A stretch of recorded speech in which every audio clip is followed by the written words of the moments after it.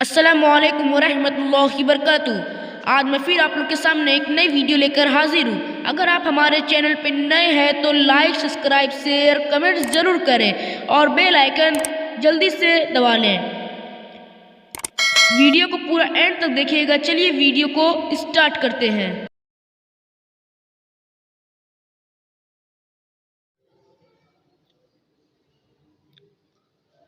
صلی اللہ علی النبی الامی وعلی آلہ واصحابہ وسلم۔ تو اس باب میں کل 3 حدیثیں آپ نے پڑھی۔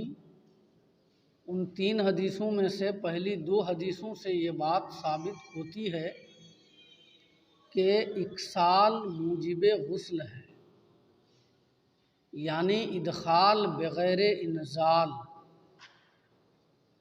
موجب غسل ہے۔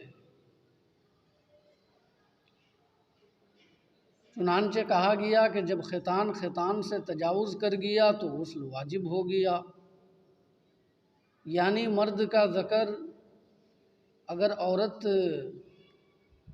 کی شرمگاہ میں چھپ گیا بلکہ محض حشفہ چھپا تو اس سے غسل واجب ہو گیا۔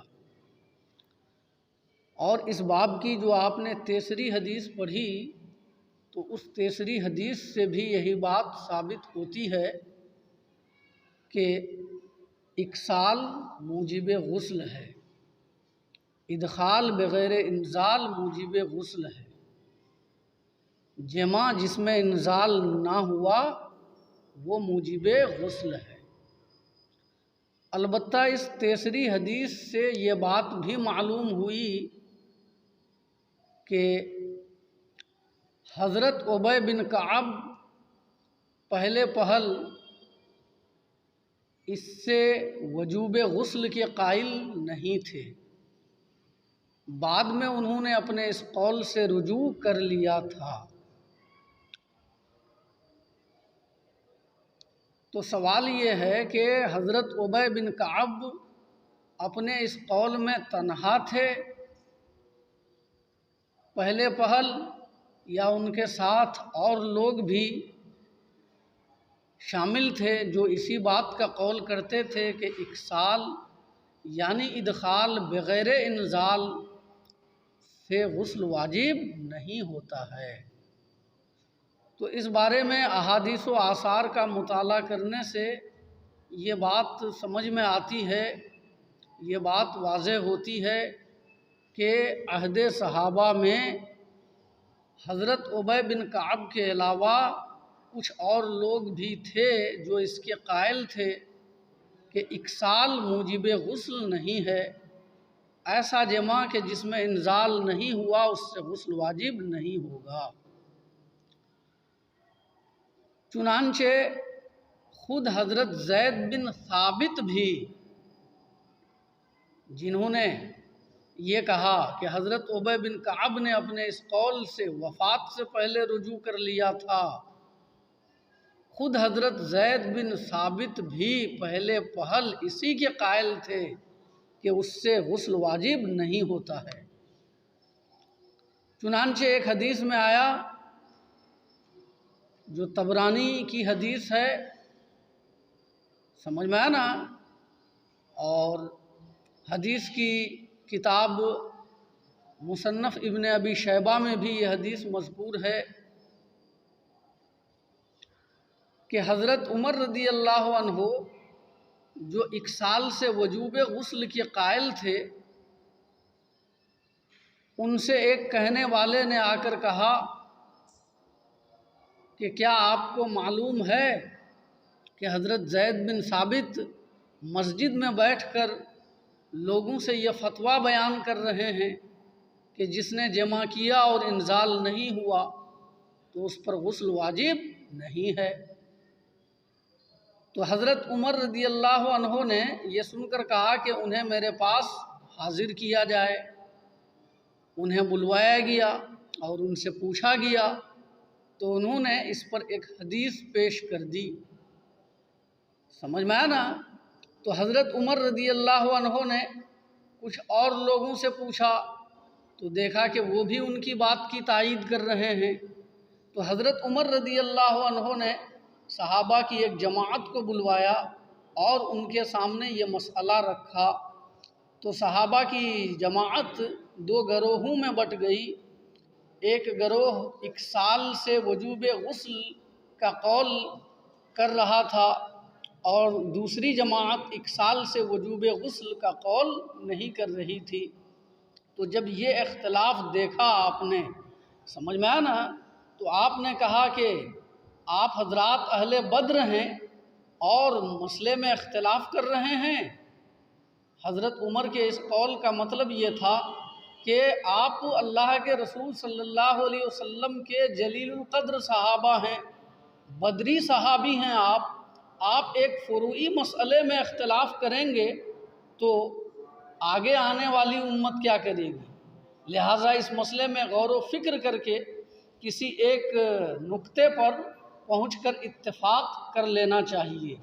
تو حضرت علی رضی اللہ عنہ جو 1 سال سے وجوب غسل کے قائل تھے، انہوں نے حضرت عمر کو مشورہ دیا کہ اس بارے میں صحیح فیصلہ حضور صلی اللہ علیہ وسلم کی ازواج ہی دے سکتی ہیں، لہٰذا حضور صلی اللہ علیہ وسلم کی ازواج کی جانب اس مسئلے میں رجوع کرنا چاہیے۔ حضرت علی کے مشورے سے حضرت عمر رضی اللہ عنہ نے حضور صلی اللہ علیہ وسلم کی ایک زوجہ حضرت ام سلمہ کے پاس ایک آدمی کو بھیجا یہ مسئلہ دریافت کرنے کے لیے۔ تو انہوں نے کہا کہ عائشہ کے پاس چلے جاؤ۔ تو وہ حضرت عائشہ کے پاس آ گئے اور ان سے پوچھا تو حضرت عائشہ نے کہا اذا جاوز الختان الختانہ وجب الغسل، جب خطان سے تجاوز کر گیا تو غسل واجب ہو گیا۔ یعنی حضرت عائشہ نے یہ بتایا کہ 1 سال موجب غسل ہے، ادخال بغیر انزال سے غسل واجب ہو جاتا ہے۔ جب یہ بات حضرت عمر کو معلوم ہوئی تو حضرت عمر نے فرمایا کہ آج سے جو بھی اس بات کا قول کرے گا کہ 1 سال سے غسل واجب نہیں ہوتا ہے، یا جو 1 سال کرے گا اور غسل نہیں کرے گا اور اس کے بارے میں مجھے اطلاع ہوگی تو میں اسے سخت سزا دوں گا۔ سمجھ میں ہے نا؟ تو اس حدیث سے یہ بات واضح ہو جاتی ہے کہ اول عہد صحابہ میں یہ مسئلہ مختلف فی رہا ہے۔ بہت سے لوگ اس بات کے بھی قائل رہے ہیں کہ 1 سال سے غسل واجب نہیں ہوتا ہے۔ سمجھ میں ہے نا؟ انہی میں حضرت اول حضرت زید بن ثابت بھی تھے، ہے نا، جنہوں نے محمود بن لبید کو سوال کا جواب دیتے ہوئے کہا کہ 1 سال سے غسل واجب ہو جائے گا۔ اور انہی میں حضرت ابی بن کعب بھی تھے جنہوں نے بعد میں رجوع کر لیا تھا، جیسا کہ آپ نے حدیث میں پڑھا کہ جب حضرت زید بن ثابت نے یہ جواب دیا تو حضرت محمود بن لبید نے ان پر اعتراض کیا کہ حضرت ابی بن کعب تو اس کا اعتقاد نہیں رکھتے تھے وجوب غسل کا۔ تو حضرت زید بن ثابت نے کہا کہ انہوں نے وفات سے پہلے اس مسئلے سے رجوع کر لیا تھا۔ سمجھ میں نا؟ ایک حدیث سے یہ بات معلوم ہوتی ہے کہ حضرت ابی بن کعب 1 سال سے وجوب غسل کا قول تو نہیں کرتے تھے، لیکن وہ وجوب وضو کے قائل ضرور تھے۔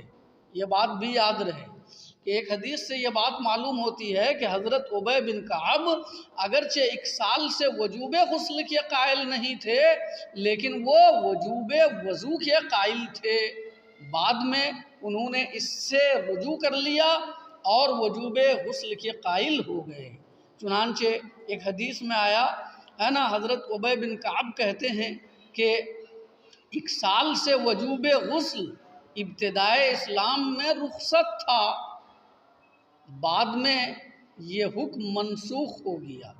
چنانچہ آپ نے جان لیا کہ بعد میں ہے نا اپنے اس قول کے مطابق انہوں نے وجوب غسل کی جانب رجوع کر لیا تھا اور وجوب غسل کے قائل ہو گئے تھے۔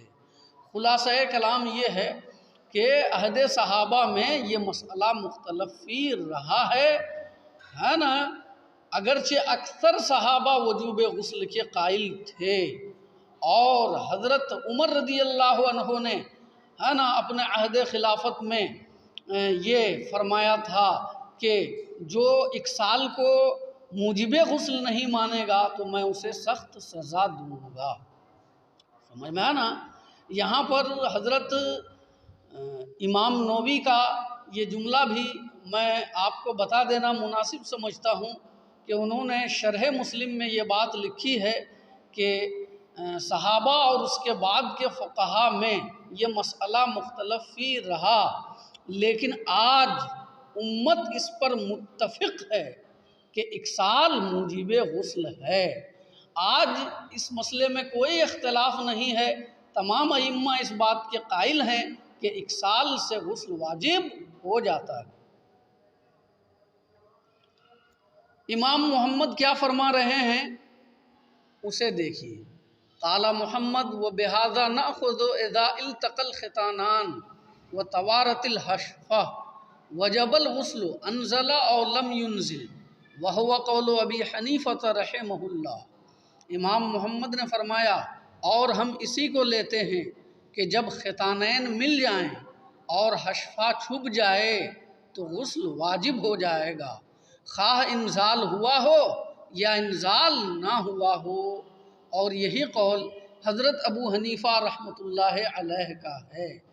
حضرت امام محمد نے اس باب میں 3 حدیثوں کو ذکر کرنے کے بعد جن کے مجموعے سے یہ بات ثابت ہوئی کہ اکسال موجب غسل ہے، ختانان کا آپس میں مل جانا اور حشفہ کا چھپ جانا وجوب غسل کا سبب ہے، اس کو ذکر کرنے کے بعد فقہ حنفی کو ذکر کر رہے ہیں اور کہہ رہے ہیں کہ ہم اور ہمارے شیخ حضرت امام اعظم رحمۃ اللہ علیہ اسی بات کے قائل ہیں جو بات ان احادیث سے ثابت ہوتی ہے کہ اکسال موجب غسل ہے۔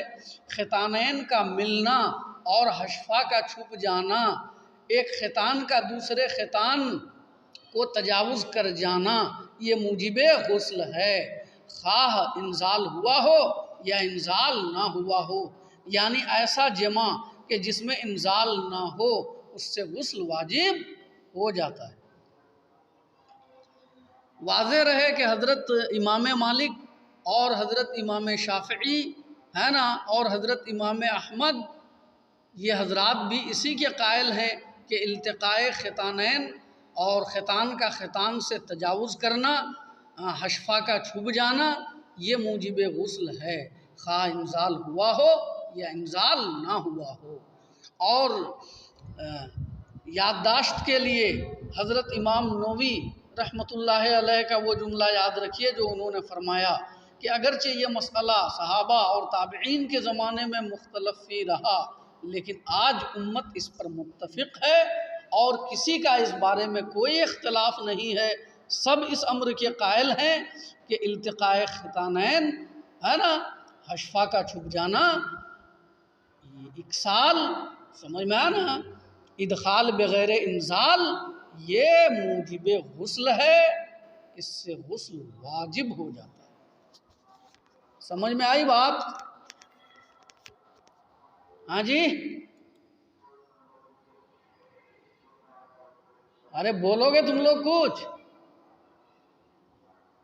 چلو ٹھیک ہے، یہیں پر سبق بند کر دیتا ہوں، آگے اگلا باب آ رہا ہے مستقل طور پر اگر آپ کو ہماری ویڈیو اچھی لگی ہو تو لائک، سبسکرائب، شیئر، کمنٹ ضرور کریں اور بیل آئیکن جلدی سے دبا لیں، ہماری ویڈیو کی نوٹیفیکیشن آپ تک پہنچتی رہے۔